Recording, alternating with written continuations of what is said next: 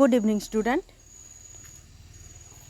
आज plus two द्वितीय वर्षर राजनीति विज्ञान पुस्तक अच्छी तार किछिटा लंग क्वेश्चन डिस्कसन करवा। आज आम टॉपिक रही भारत में राष्ट्रसंघवाद। एटा हूँ आमर तृतीय अध्याय। आम सेठारु प्रथम प्रश्न बाछि नेइछु। प्रथम लंग क्वेश्चन रही संघीय राष्ट्रर लक्षण गुड़िक उल्लेख कर। आम ताकू डिस्कसन करवा। तो संघीय राष्ट्रर लक्षण गुड़िक उल्लेख कर आम लंग क्वेश्चन जिते पड़ो आम उत्तर किपर लिखा ना संघीय राष्ट्र गुड़िक निम्नलिखित लक्षण गुड़िक देखा जाई थाए बा परिदुष्ट हुए। कौन कौन लक्षण देखा जाई थाए डिस्कसन करवा। नंबर 1 रही क नंबर रही तुमर लिखित और अनमनीय संविधान। संघीय राष्ट्र जो संविधान रही सेटा लिखित और अनमनीय अटे।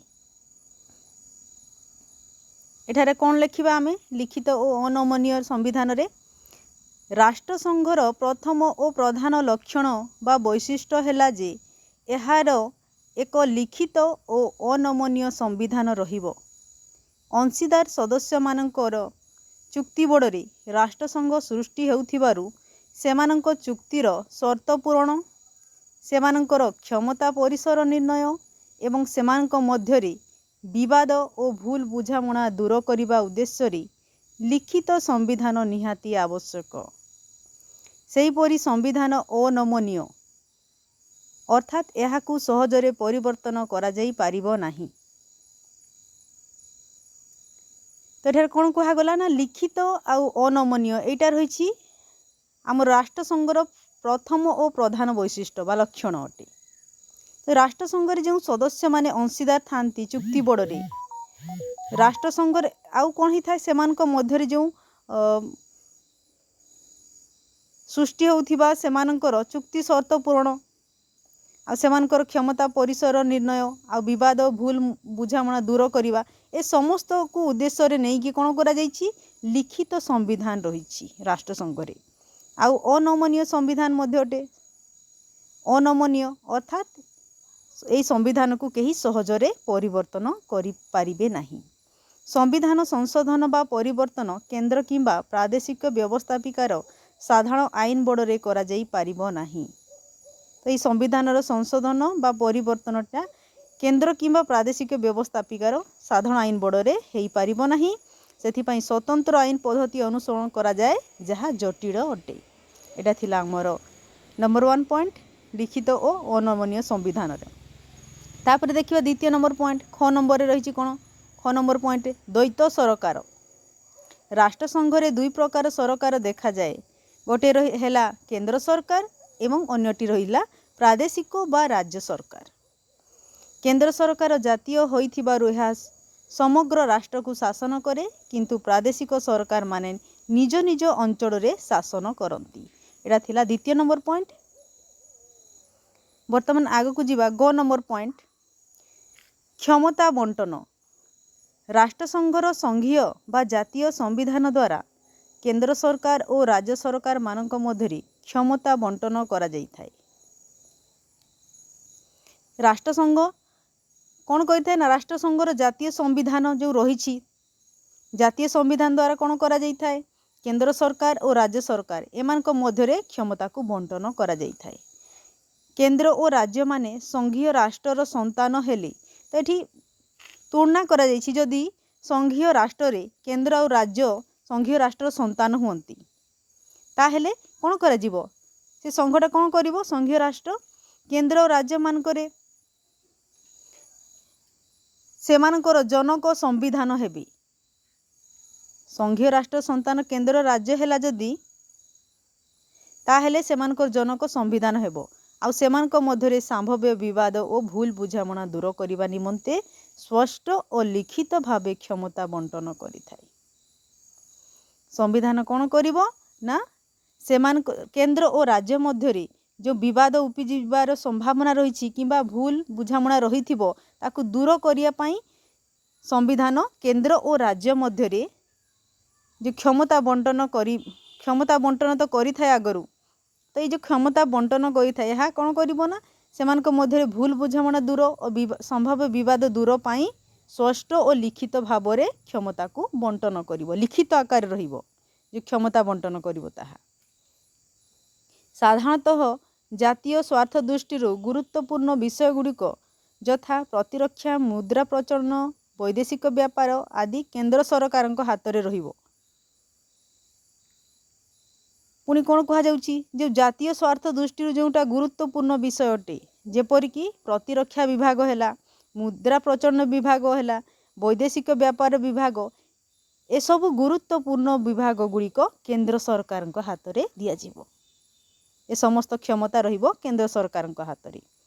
आ जो अवशिष्ट तथा स्थानीय गुरुत्व थिबा विषय गुड़िक यथा कृषि, स्वास्थ्य, शिक्षा, जंगल आदि राज्य माने बुझंती। तो जो बाकी जो क्षमता रहिबो जेपरिक कृषि है, स्वास्थ्य है, शिक्षा है, जंगल है, ए सबु विभाग गुड़िक राज्य सरकार माने बुझंती, राज्य माने बुझंती। भारत संविधान सप्तम अनुसूची रे प्रदत्त 3 गोटी तालिका यथा केंद्र तालिका, राज्य तालिका और मिलित तालिका रे क्षमतार स्पष्ट बंटन होईछि।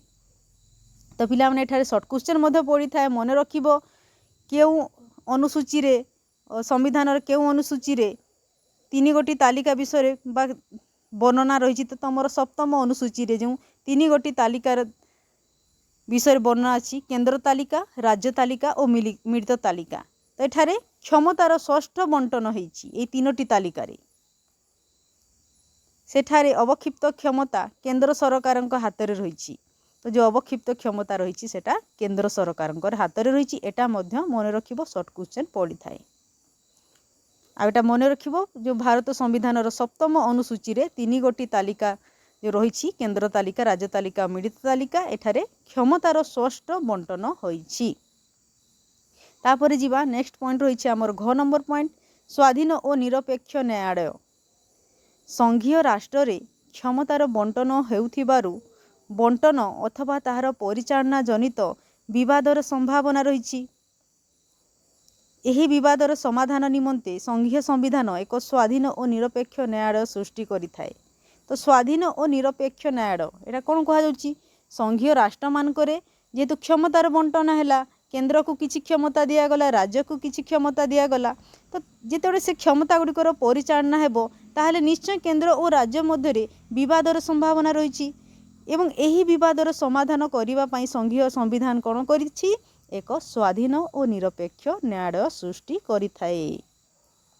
साधारणतः संघीय राष्ट्र मानकरे सर्वोच्च न्यायालय बा सुप्रीम कोर्ट को एही दायित्व प्रदान करा जाइथाए। आ साधारण भाव में संघीय राष्ट्र माने कोन करिथांती? मानकरे सर्वोच्च न्यायालय बा सुप्रीम कोर्ट को ए दायित्व दिया जाइथाए। आमर नेक्स्ट पॉइंट हैला 1 नंबर रही आमर द्विसदनीय व्यवस्थापिका।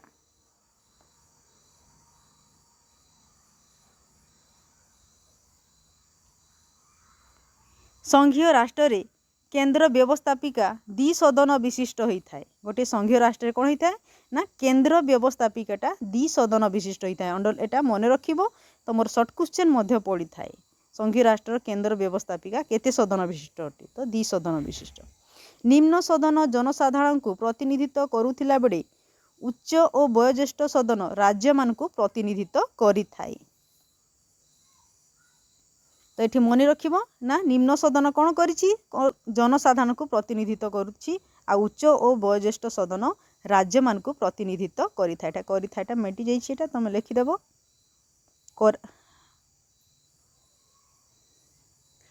तापरे आसिला तुमर 6 नंबर पॉइंट राज्य मानक समानता। राष्ट्रसंघर अंशीदार सदस्य माने निजर आयतन, जनसंख्या, संबल और क्षमतार विभिन्नता सत्वे संविधान द्वारा समान मर्यादा लाभ करती। राष्ट्रसंघर जो अंशीदार सदस्य माने हेले राष्ट्र माने हेले एमाने कोण ना ए राज्य माने राष्ट्रसंघर जो अंशीदार राज्य माने थिबे एमाने निजर आयतन, जनसंख्या, संबल और क्षमता भिन्न भिन्न प्रकार थाए। एमानकर समस्तंकर समान नाही। तो एटा भिन्नता थिले सत्वे मध्य एमाने संविधान द्वारा समान मर्यादा लाभ करिथांती। तापरे आमर नेक्स्ट पॉइंट रही 6 नंबर द्वैत संविधान। राष्ट्रसंघ रे सारा देश पाई गोटे जातीय संघीय बा केंद्रीय संविधान रहिबा सहित प्रत्येक राज्य पाई मध्य स्वतंत्र संविधान रही थाए। राष्ट्रसंघ मानकरे कौन कह जाउची ना सारा देश पाई गोटे जातीय संविधान रही थाए एवं प्रत्येक राज्य पाई तार सहित तार अंतर्भुक्त थिया प्रत्येक राज्य पाई स्वतंत्र संविधान रही थाए। भारत रे राज्य मानकरे निजस्व संविधान नाही। आमर देश रे गोटे मात्र संविधान रही आमर राज्य मानकर निजस्व संविधान नाही। तापरे नेक्स्ट पॉइंट रहिला ज नंबर द्वैत नागरिकता। राष्ट्रसंघ रे मध्य द्वैत नागरिकता देखा जाई थाए। तो मन रखिबो पिला माने एटा शॉर्ट क्वेश्चन पड़ी थाए।